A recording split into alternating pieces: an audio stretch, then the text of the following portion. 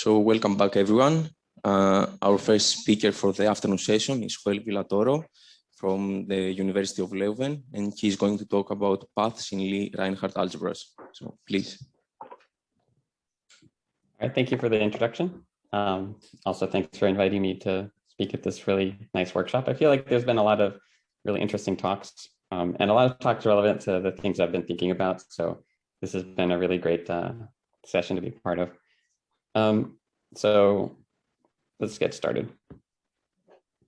So basically what I'm going to do is I'm going to talk about trying to understand, let me introduce myself real quick. Sorry, I made a slide where I introduced myself. So who am I? So I got my PhD at University of Illinois with Rui Fernandez. Currently I'm a postdoc at Leuven with Marco Zambon. And then next month I'll be not next month, actually, the month after next, technically, I'll be a postdoc at MPI Bonn with Christian Blumen. So the things I'm usually interested in are pretty much anything with the words integration and differentiation involved. I find the topic very interesting. I also look at things like Morida equivalence and differentiable stacks, which is a lot of stuff about groupoids and generalized versions of singular spaces. I'm also interested in sort of like synthetic geometry type things, so diffeology and other sorts of generalized notions of smoothness I find very interesting. And then, of course, those are all pretty abstract things in general. And usually what I hope is that somehow what I'm doing has some applications to, say, Poisson or symplectic geometry or any other kind of differential geometry that might show up. So what does this talk about? So today, what I'm going to talk about is trying to understand things that are Lie algebroid-like, but not really Lie algebroids. So the tools I want to use for that are like sheaf theory and diffeology, although I'm not going to talk about diffeology very much. So luckily in the previous talk, a little bit of the diffeology side of this was actually explained to some extent. Although this setting is a little bit more general, so you have to do a little bit more. So mostly I'm just going to be talking about sheaves and the algebraic side of things. And so the approach is basically going to be, I'm going to take something that is sort of like a Lie algebroid. It's usually going to be like a sheaf of modules on a manifold. And I want to see how much of like Lie algebroid theory can I still do in this setting? How much can I pretend this sheaf of modules that has like a Lie bracket on its sections is actually like a Lie algebroid? And so before I get into like my approach, I guess I should mention that there are other authors that have done similar work along similar lines. And if you're interested in this topic, you should also check out some of their articles. And probably more that I haven't mentioned on this slide. So if I didn't mention you and you feel like you're relevant here, I apologize, and feel free to speak up. So the first thing I'm going to talk about is basically just pure algebra, because in order to study these things, we're going to start from the algebraic side and then sort of introduce geometry into the algebraic side. So it's kind of an algebraic geometry approach. So for the algebraic part, I'm just going to say fix a field. For us, it's probably R, C if you really want. And I'll define a module pair to basically be a unitable commutative algebra and a module for that algebra. So simple examples, if you're given a vector bundle, the global sections of the vector bundle and the global smooth functions on the manifold, that's a module pair. Another more algebraic example, you take a unitable commutative algebra and you take the module of derivations and that algebra. Now, why do I introduce module pairs? Why not just talk about modules? Well, actually, in this setting, I really need to consider basically base-changing relationships between modules. So the algebras won't necessarily always be the same. The algebras can sometimes change, and I need to understand how the two different algebras interact with each other at the same time as two different modules over those different algebras interact. So we need to kind of remember both the data of the module and the algebra.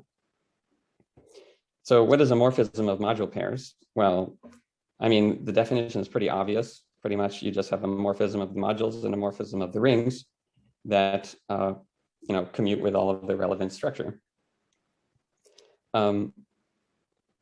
And so an example of a morphism of module pairs is, say you have this vector bundle example, and you take an open set and you look at the restriction maps. The restriction maps constitute a morphism of the module pairs, where you look at the module pair formed by the restriction or the module pair formed by the global sections. Now, if you have a homomorphism of K algebras, you can also get a morphism of module pairs in terms of derivations. Although you have to be a little bit careful because you don't really get a morphism to the derivations of S. In this case, you get a morphism to the derivations of R with values in S. This is just a consequence of some sort of, trying it out yourself. Now, in addition to morphism of module pairs, there's this other structure called comorphisms. So a comorphism of module pairs is basically where the map at the level of modules goes in the opposite direction as the map in the level of rings. So in this case, what I mean is that you have this module pair, M and R, and an S, and the morphism of the rings goes from S to R, whereas the morphism of the modules goes from M, but you can't really make sense of what it means to be compatible with a multiplication structure if you say that there's a map from M to N. So what you do is you take the tensor product of N with R, and so you say that this is a R module homomorphism. So this is a comorphism, and comorphisms are different from morphisms. They're not the same thing. So why would we consider comorphisms, this kind of complicated looking thing? Well, if you have a morphism of vector bundles, then you get a natural vector bundle homomorphism covering the identity, right? From E to the pullback bundle along your smooth map. And this vector bundle homomorphism, if you actually look at it, well, because it covers the identity, you get a push forward map at the level of global sections. So basically, this is just a way of fixing the fact that you can't push forward sections of E to sections of W. You just push them forward to the pullback bundle, right? And then, of course, the observation is that if you look at what are the sections of the pullback bundle, you can identify them with this tensor product that appears in the definition of a comorphism.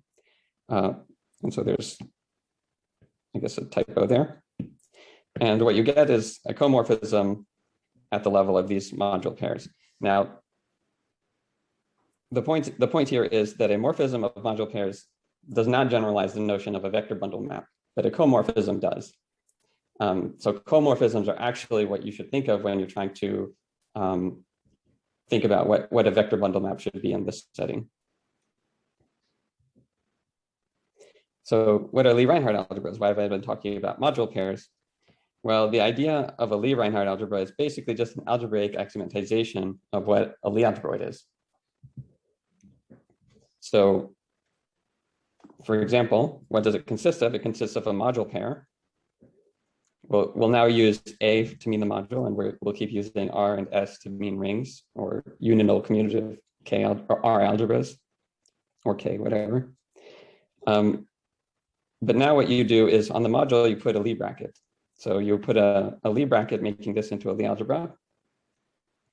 And in addition to that Lie bracket, you include an R module homomorphism that goes from this A to the derivations on R.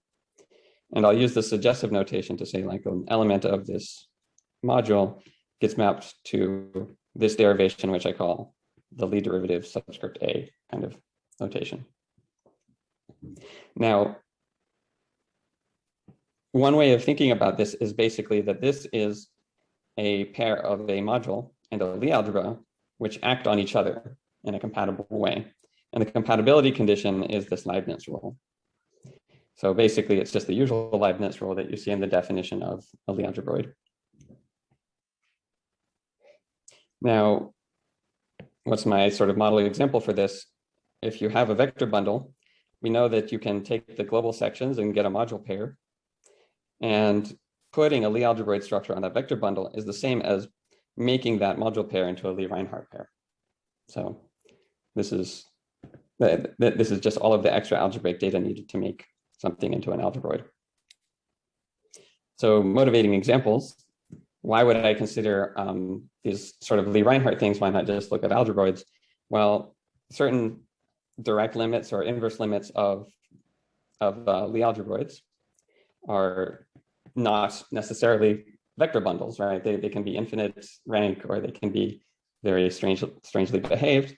And for like an actual natural example that you could get is, say, you take a Lie algebroid and you can look at the jet bundles of sections of that Lie algebroid, and those also become Lie algebroids. And then there's a infinite jet that appears as a limit of that structure. And that infinite jet is not going to be a finite rank vector bundle. It's going to be kind of an infinite rank thing. Another example are singular foliations in subalgebroids. So if you have like some distributions on the sheaf of sections of the tangent bundle, then you can usually those turn out to be Lie-Rinehart pairs, right? Because they're usually Lie subalgebras when you're looking at foliations. And so in general, what you're interested in are Lie subalgebras of vector fields, which are simultaneously submodules relative to the ring of functions. And another example that sort of shows up fairly naturally are sort of bad fiber products or intersections involving Lie algebroids. For example, if you have a Lie algebroid over a manifold and you have a smooth map that lands in that manifold, there's something called a pullback algebroid. It's not the same as the pullback bundle, but there's a sort of pullback algebroid. And that thing can fail to be smooth in general, for the same reason that fiber products of manifolds sometimes fail to be smooth. But as a Lie-Rinehart thing, it's fine. There's nothing really wrong with it. Okay, so see more examples. Suppose you have an arbitrary algebra, then you can look at the pair of the, sorry, this is a typo. This should be der R here. So if you look at the module pair formed by the derivations, that's canonically a Lie-Rinehart algebra. And if you look at the example where the ring is the ring of smooth functions on a manifold, this is the tangent algebroid, because as we all know, that the derivations on smooth functions are the same thing as vector fields. And another sort of more interesting example that you can find in this article by Van Trobe is, suppose you have, sorry, this should be R, not O. Suppose you have an algebra and you take a module and you put a differential on the exterior algebra. So you have this module, and then you put a differential on the exterior algebra, then you can construct a Lie-Rinehart structure on the dual to that module. So this sort of tells you that that these sorts of differential graded algebras, at least the ones that are generated by the exterior algebra of a module, are sort of dual to Lie-Rinehart algebras, because you have these nice formulas. Now, what are morphisms of Lie-Rinehart algebras? So I talked about morphisms of module pairs. Well, a morphism of Lie-Rinehart algebras is going to be a morphism of module pairs that is compatible with a Lie-Rinehart structure. So what does that mean? Well, one thing that we need to make it compatible with is the anchor map, right? Or this map into the derivations. And for that, we can draw a commutative diagram. So we have here that A gets mapped to derivations of R, and B gets mapped to derivations of S.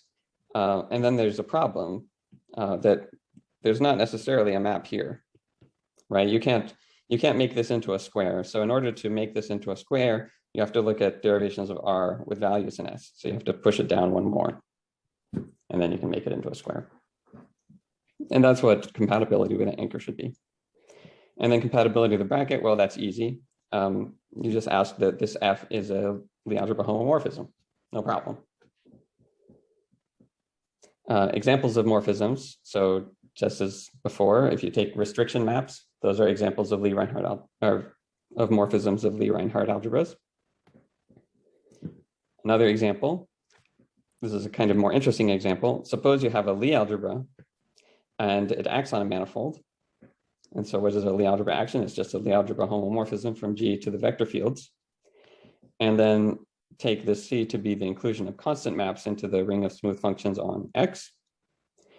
then this gives you a morphism of the Lie-Rinehart algebras. So a morphism of Lie-Rinehart algebras from this point of view is sort of like a generalization of the notion of an action. So if a morphism from one to the other is kind of like defining an action of one on the other, in a similar way that if you have like a morphism of rings, you turn one ring into a module for the other.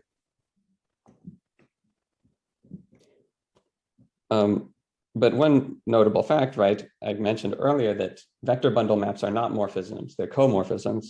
And so morphisms of Lie algebroids in the usual sense are not Lie-Rinehart morphisms in this sense.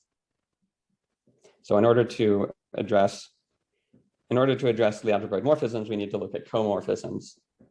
And we need to define what should a comorphism of Lie algebroids be, or sorry, Lie-Rinehart structures. And a comorphism, that's going to be a comorphism of the module pairs. And we need it to be compatible with the anchor map. So we try and draw the best commutative diagram we can. We say, well, okay, A goes to derivations of R. And we know that this F, to be a comorphism, has to go into the tensor product of R with this module here over S. And we want to somehow complete this into a square. And as before, we can try and look at derivations of something with values in something else rather than looking for a map directly. And we need to find a map from here to derivations of R with values in S. And this is really the only way you can do it. You can, well, first you just do nothing on the R component and you apply the anchor map for B. And then you basically take the basic tensors and replace the tensor product with just a multiplication. And then you include the little phi there to make a derivation on S into a derivation on S with values in R. And then compatibility with a bracket, there's not enough room on this slide in order for me to write it down because it's a much more annoying condition than the other one, right? Before, the condition for compatibility with a bracket was just, it's a Lie algebra homomorphism. And unfortunately, it's not quite as simple. So compatibility with a bracket for comorphisms means that suppose you have two different elements of A. So A is sort of like the domain of the comorphism. And we know that A gets sent to the tensor product of R with B. So we can say, okay, well, let's write f of A1 and f of A2 in those terms. We know it can be written this way, but these are non-unique expressions. And for any such non-unique expression, we have that if you look at f applied to the bracket of A1 and A2, because we can take the bracket of A1 and A2, this sort of funny formula comes out. And this funny formula is basically just what happens if you pretend that these tensor products are multiplications and you use the Leibniz rule on these expressions.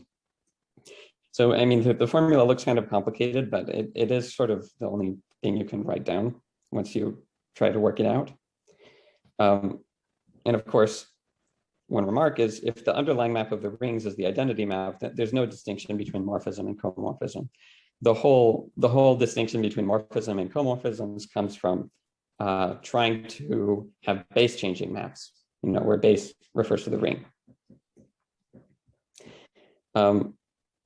And it turns out that that this homomorphism from S to R actually makes this tensor product thing that appeared in the definition of comorphism into a Lie-Rinehart algebra, into a Lie-Rinehart pair.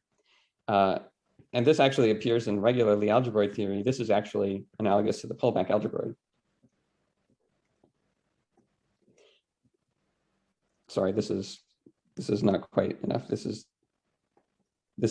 like a fiber product with derivations on R.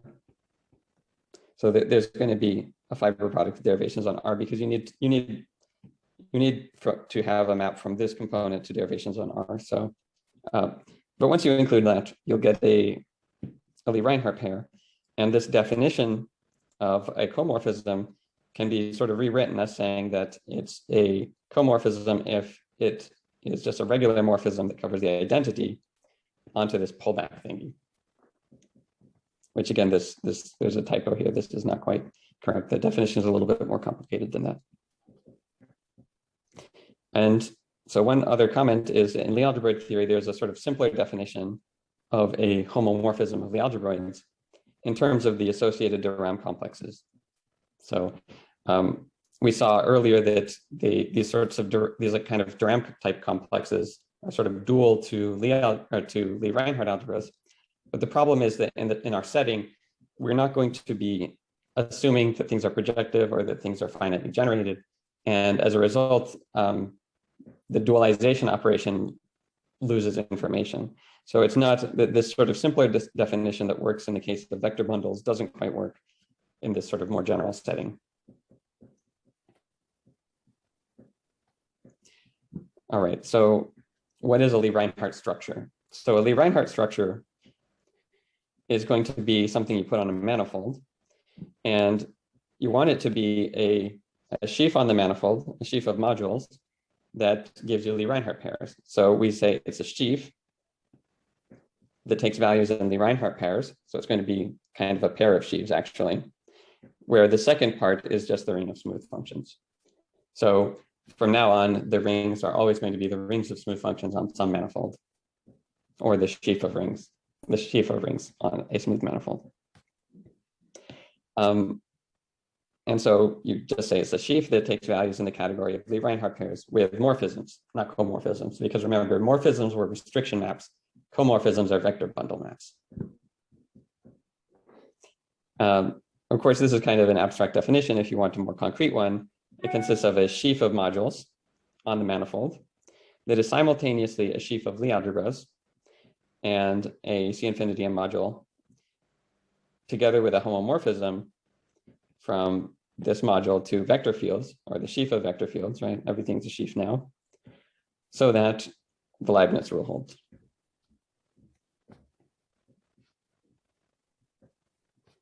Now, if you are given Lie-Rinehart structures on two different manifolds, you can define a comorphism. So remember, our comorphism is our analog of a vector bundle map.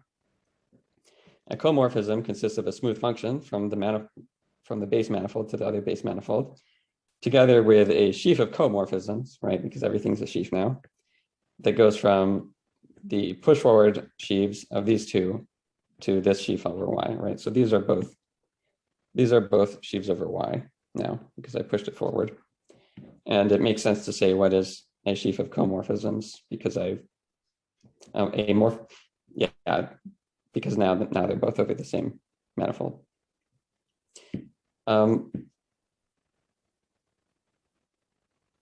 So this is the generalization of a Lie algebroid homomorphism. And if you have a Lie algebroid, you can embed it into Lie-Rinehart structures plus comorphisms, and this embedding is fully faithful. So this is a very good general. I mean, it's a generalization that does the job. It doesn't add any extra morphisms. It's exactly what you would want.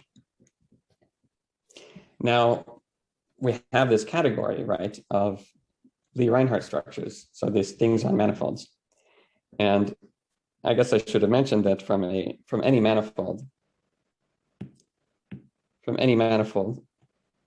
right, there is a sort of canonical Lie-Rinehart structure that just comes from taking the vector fields, right? This is also known as the tangent algebroid. So what we're going to do is we're going to take the point of view that the Lie-Rinehart structure on, say, an interval is a line. And we're going to do homotopy theory under this assumption, right? So what do I mean by that? So suppose you have a Lie-Rinehart structure on a manifold, and you have, so I'm going to define an n-dimensional LR cube, so Lie-Rinehart cube. And an n-dimensional LR cube is just going to be a comorphism from the vector fields on an n-dimensional cube into this Lie-Rinehart structure. And each one of these comorphisms will always have as a base some map from a cube into the manifold itself. So it's a map from a cube into the manifold itself plus more information. When n equals 1, you could call this an LR path. Now, if you take the sheaf of sections of a Lie algebroid, we already know what LR paths are. it's the same thing as what's called an algebroid path or an A path. So it's a map into the total space of the algebroid that has some compatibility condition with the anchor map. The compatibility condition with the bracket kind of ends up being trivial after a calculation due to the fact that this is one-dimensional. Now, the notion of a Lie-Rinehart sphere can be defined similarly, right? I just replaced this cube with Sn. Now we can talk about homotopy, right? So remember, we think that the sort of tangent structure on the interval is the line. So if we want to say something is a homotopy, what we need to have a sort of deformation. So something from a Lie-Rinehart structure times a line into another thing. So how does it work? Well, we say, suppose we have two different comorphisms of Lie-Rinehart structures from, say, some Lie-Rinehart structure A and B. And these Lie-Rinehart structures are sitting on top of different manifolds, X and Y. And the base maps associated to these comorphisms are F0 and F1. Then we say that these two things are homotopic if we can come up with a comorphism that interpolates them internal to this Lie-Rinehart category. So here we're taking this is a Lie-Rinehart structure on top of, this is a Lie-Rinehart structure on top of X times the interval, and this is a Lie-Rinehart structure over Y. And the conditions are basically that when you localize to the boundary of X, then you have zero derivative in your deformation parameter. That's essentially what this formula means. And you have, when you restrict to these endpoints, you get your original comorphisms. So it's basically just the exact same thing, but carefully translated into this sheafy language of Lie-Rinehart structures. And then you can define the fundamental groupoid, right? I mean, we have a definition. We have a notion of homotopy. We say the fundamental groupoid is the set of all Lie-Rinehart paths modulo homotopy. And the nth homotopy group at a point is the set of all pointed Lie-Rinehart spheres modulo homotopy. So what are the main results of this discussion? Well, first of all, the fundamental groupoid and the fundamental groups of the Lie-Rinehart structure are well defined. The proof is like not really so. I mean, the idea of the proof is quite simple. You just try and do the same thing you do with, say, proving this equivalent factor of the Lie algebroids, but you just have to be careful the whole time, remembering that you're working with sheaves and not vector bundles. And I think one comment that I should make about these constructions of this fundamental groupoid and fundamental groups of the Lie-Rinehart structure is the Lie-Rinehart structures are extremely general objects, really. You know, this is just like a sheaf of modules with some Lie algebra thing. I really haven't introduced very much information about topology or very much about the geometry.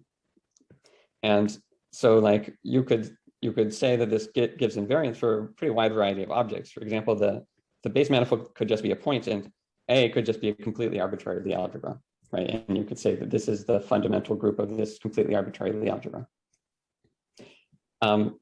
Probably for some examples, you know, it'll be clear that this is not really the appropriate way to go. For example, if your Lie algebra is the Lie algebra of vector fields on a manifold, then it seems kind of silly to be taking the base manifold as a point. So it is sort of sensitive to those sorts of things. It's just something to keep in mind. We have definitions, right? But for some things, it's probably not computable or really the appropriate thing. There are a few remaining questions. So I know that this assignment of homotopy groups and groupoids is functorial. And I think it would be interesting to know a little bit more about what properties this functor has. This category of Lie-Rinehart structures is definitely better behaved than category of vector bundles. So, or the category of Lie algebroids. So it would be interesting to know, you know, does this preserve like limits or co-limits, or what sorts of things does, you know, how does it behave? There's some other questions. So for example, the fundamental groupoid construction of a Lie algebroid has an adjoint functor called differentiation, right? So there's a procedure for differentiating Lie groupoids into Lie algebroids. And the fundamental groupoid construction of the Lie algebroid yields the integrating Lie groupoid in the case that the Lie algebroid is integrable at all. And so it's reasonable to ask, is there a differentiation operation associated to this functor? Is there an adjoint to this operation? And the mini course that we just been listening to on diffeological groupoids seems like it might be relevant for this. You can show that these structures that you end up getting are diffeological groupoids. And it would be interesting to know, to what extent that technology can be used to come up with this differentiation procedure. All right, so one more result and then I'm done. So there's a class of Lie-Rinehart structures that I call adjoint integrable. So this is the part where I sort of buried that there's actually some calculus that you can do. So even though everything I talked about right now is pretty algebraic and not very geometric, you can actually come up with a sort of class of Lie-Rinehart structures that are pretty nice, and you can actually do a lot of geometry on them. You can, do calculus in a similar way as you can do calculus on singular foliations, as was mentioned in the previous talk. And the adjoint integrable ones essentially means that the adjoint representation can be integrated. So I mean, it's the sections is like an infinite dimensional Lie algebra. This adjoint integrability basically is saying that this infinite dimensional Lie algebra has an adjoint representation that can be integrated in some sense. So some examples, Lie algebroids are all obviously algebra integrable. Some like limits and co-limits of Lie algebroids are adjoint integrable. I'm still trying to figure out exactly what examples are, but a lot of the natural examples seem like it follows. Any locally finitely generated singular foliation is adjoint integrable. And one thing I forgot to mention is, well, there's another sort of more general category. So any locally finitely generated Lie-Rinehart structure that has this additional condition called fiber determinant.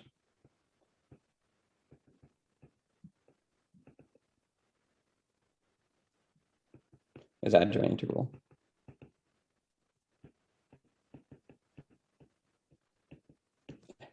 And fiber determinant basically says that this sheaf of modules you've come up with doesn't have any sections that vanish everywhere without being zero. So it would be very bad if in your sheaf of modules you can have a section that vanishes at every point but isn't the zero section. And so that's what fiber determinant says that doesn't happen. And so what's my last theorem that I'm going to mention is, suppose you have an adjoint integrable Lie-Rinehart structure, then the adjoint representation. So this integrates to a time dependent family of automorphisms.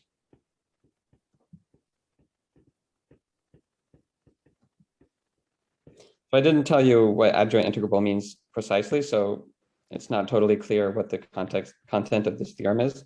So I'm just going to have to promise you that it's interesting. And then the second theorem is that suppose you have an adjoint integrable Lie-Rinehart structure over a manifold, and you get a distribution introduced by this anchor map that goes from your sheaf of modules into vector fields. And if you're adjoint integrable, it turns out this is Stefan-Sussman. It's a Stefan-Sussman distribution. So in other words, as leaves, you can partition your manifold into regularly immersed submanifolds. And the leaves of this distribution actually coincide with the orbits of this fundamental groupoid I defined earlier. So adjoint integrable Lie-Rinehart structures, they have leaves just like regular Lie algebroids, and they have fundamental groupoids that go, that send points in those leaves to points in those leaves. And with that, I'll say thank you.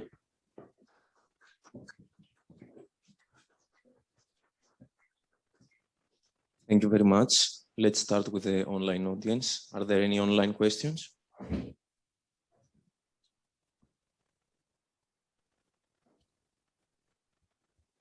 Not really. So are there any questions in the room?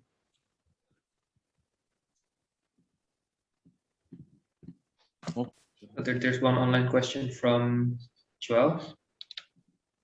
Hi, Joel. I had a question. Maybe I missed at some point if there was a transition, but in the beginning you said we could take a field, usually R, but maybe the complex numbers. In this last part about the integration by like an adjoint integration, would this sort of thing still work for complex algebroids and complex Lie-Rinehart algebras? So this very last slide is really about things taking place over manifolds. So the field really should be R. You know, you're looking at like the ring of smooth functions. But actually a surprising amount of this can be done, not of this last slide, but some of the other stuff that in the article can be done over basically just locally range spaces that sit over some field. And you can, the one problem is that if you want to make sense of the fundamental groupoid, then inside of your category of locally ranged spaces that you're considering, I guess you should hope that the real line is a member of it. That's pretty much the main thing that you have to worry about. Oh, I see. It's you can't substitute that by like another contractible thing, which is like C. That's not the way, right? Okay. Well, thanks a lot. I'm curious to read it. Okay, Joel. Is there an inherent advantage of using a cubical structure as your model for your path groupoids, or could you do this simplicity as well? I mean, the advantage of the cubical model is that it's easier to parameterize them, basically. Like, it's, at least just for me, I find it, I get less confused when trying to like write down parameterizations for them. And that's really, I think, the main advantage of cubical models. I'm not aware of any distinction that occurs if you try to use like simplicial sets and things like that. I haven't actually checked this, but I highly suspect you would get the exact same thing. So let's thank Joel again.